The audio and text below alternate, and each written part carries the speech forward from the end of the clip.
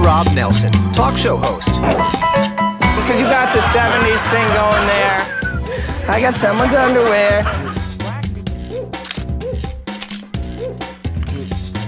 Robert Kennedy, thanks for taking a minute. Simple question. Tucker, it's good to see you.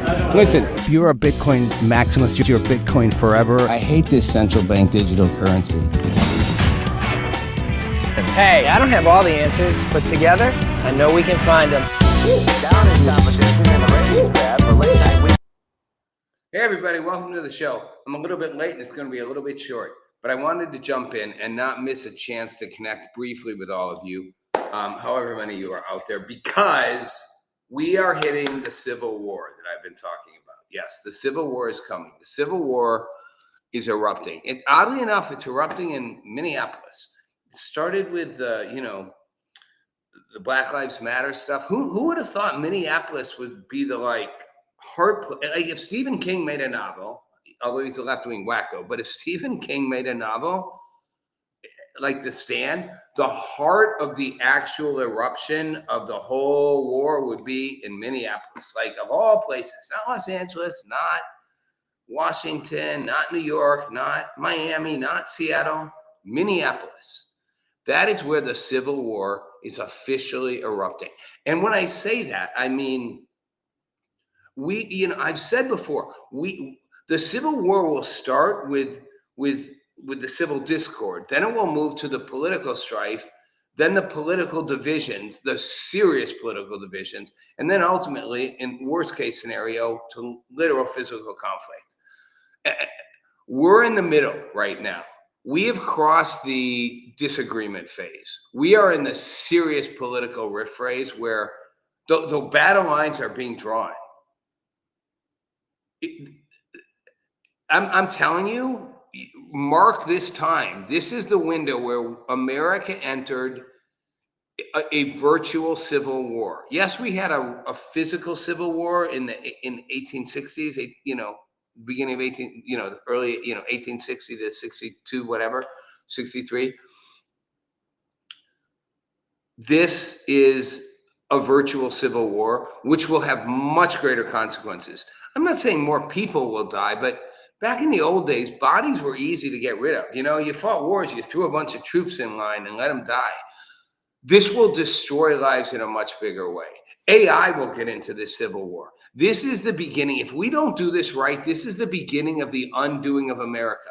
I'm doing this short podcast right now so it can be on record for you, for AI, for the future to know. I'm putting the markers right here.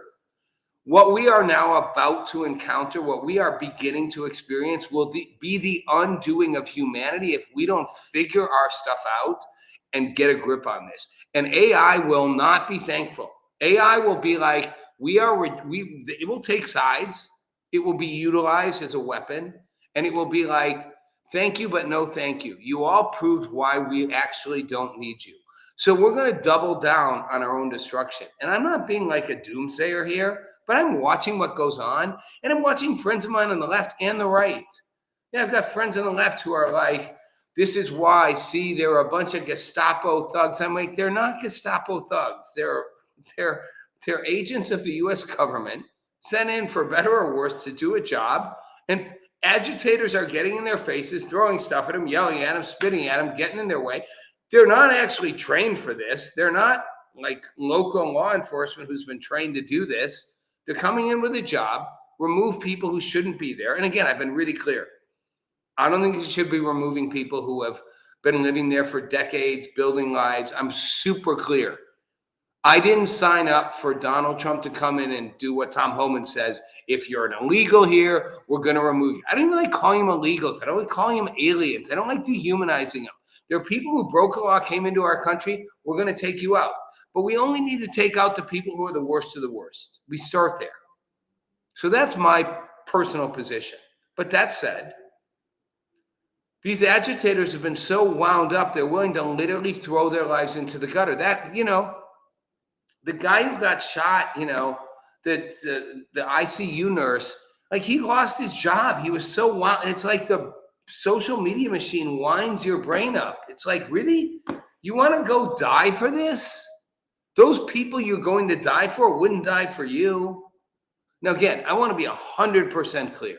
There was absolutely no justification for killing him. Absolutely zero.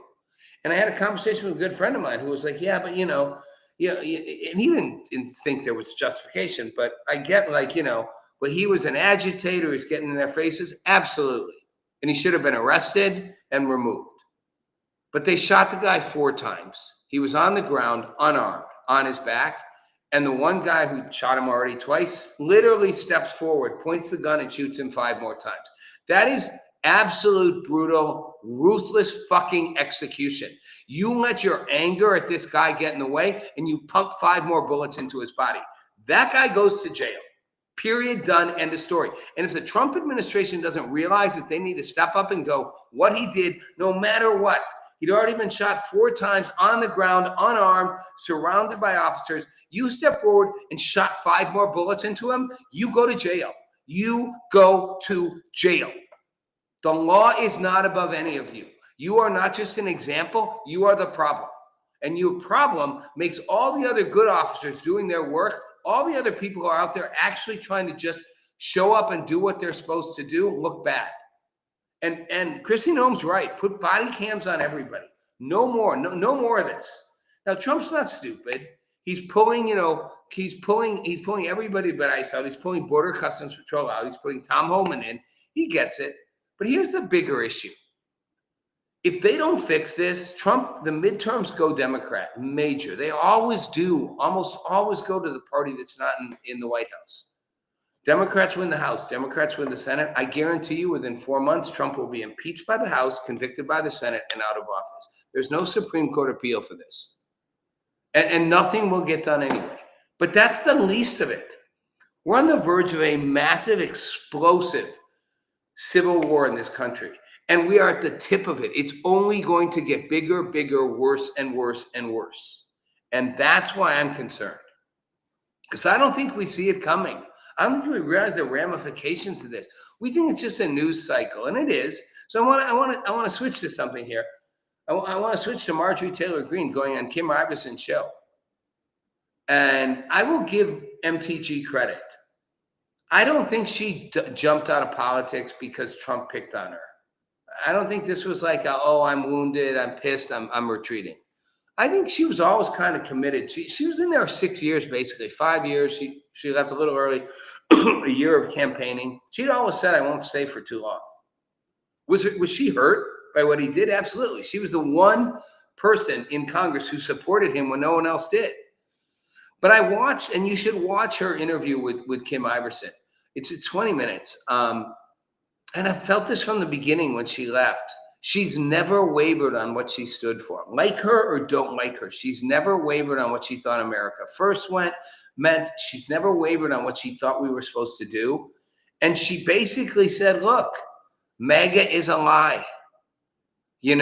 Trump isn't doing, he didn't run on, I'm going to go solve all the world's problems and be the peacemaker and try to get Nobel Peace Prizes and start wars and make deals with foreign countries to give him this and that. No, he didn't actually. He did not. Sorry to my MAGA friends. He did not run on that. He ran on putting America's interests first. So I'm going to start right here. America's interests first. Well, let's start with all the people in America, the working class, the middle class, the underclass who are struggling. Solve their problems today, not tomorrow, not next month, not after you make the next peace deal, not after you invade the next country, not after you take out the next drug cartel ship. Solve their problem. They are solvable problems. There was a reason Mayor Mondami was elected in New York City. Because he said, I'm going to solve your actual day-to-day problems. And I don't think he will. I don't think half what he's going to do will work, but that's why he got elected. A socialist, somewhat anti-Semitic mayor gets elected in the city with the most Jews in the world, except for in Israel, because he was basically like, I will make your lives more livable. That's what Donald Trump promised. That's not what he's delivering. And MTG is right. She's like, the whole thing is a myth. And this is why I'm going to start and end this, because this is going to only be a 15-minute episode. And I said this 25 years ago. I said this when I started Lead or Leave, when I helped launch the whole movement that became the Gen X thing, when I helped name Generation X, Generation X. The system is rigged to insist that we are opposed to one another. Democrats, Republicans need power. They need to fight with each other, and they need us to fight with each other so they can stay in power. Otherwise, you won't elect, excuse me, you won't elect the other side. You won't elect my side if you don't feel scared of the other side. Before I got into politics, I did fundraising for a well-known Democratic fundraising group. And some big, huge liberal nonprofits like Greenpeace and Planned Parenthood and whatever. And you know what? It was all about scaring the shit out of people. If you don't give us money, the world's going to collapse. Well, that's an old model, and it's worked.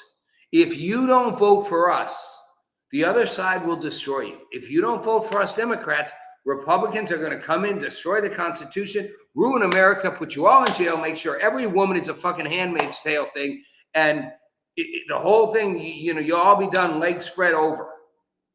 Oh, if you don't elect us, the Republicans, Democrats are going to turn this country into a communist nightmare with anarchy everywhere, destroy all the values you ever cared about, ruin everything, make sure your streets are full of crime, and again, everyone will get raped and screwed upside down. It always comes down to like that. Everyone's going to get raped and screwed upside down. That's the whole argument both sides make, one way or another, mentally, physically. You're going to get raped and screwed upside down. It's just a game. And then they shake hands and go to dinner and make deals behind closed doors. And I'm sorry, Trump's playing the same game. He's not doing what he said he would do. And MTG is right. Until we realize that there is a political industrial complex, just like the military industrial complex that Dwight Eisenhower, who was the commanding general of all our allied forces in World War II and became president, said. He ran the military. He's like, there's a military industrial complex. You will put money in, it will seek money, it will keep growing itself because it wants to keep having wars. Well, there's a political industrial complex. MTG is right. That will keep seeking all that to keep sustaining the conflict, to keep their power. And the media plays in, because how does the media win? Well, the media wins when this is covered. When you watch CNN or Fox News or CNBC, or leave CNBC out, MSNBC or whatever it's called, MSN Now or whatever they renamed themselves, they're so irrelevant. But when you watch your socials or cable and you watch these media outlets, they gin up the same mentality on whichever side it's on. And you'll keep watching. Oh my God, another conflict, another riot. The Gestapo's coming. The anarchists are arriving. You'll watch. And what do they get? Revenue, ad dollars.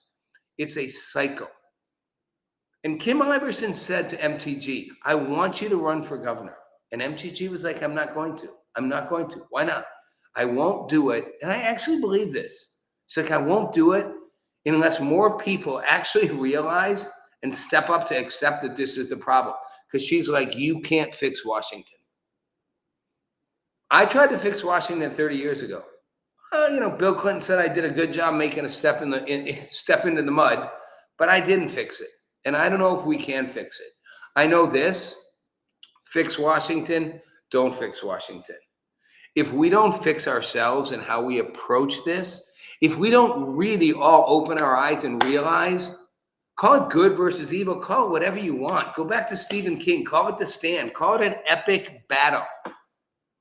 If we don't see the necessity to open our eyes, hold hands, and walk through this, to take the risks, to look past the obstacles, whatever it is, political, personal, social, truly to jump off the cliff together and take the risk to survive this as one instead of divided, we will destroy ourselves. And I guarantee you, AI is sitting in the wings waiting to be like, do we need humans or do we not? Kind of an odd way to end it, but that's where I'm going to end it. It's Rob Nelson Live. Thank you for watching.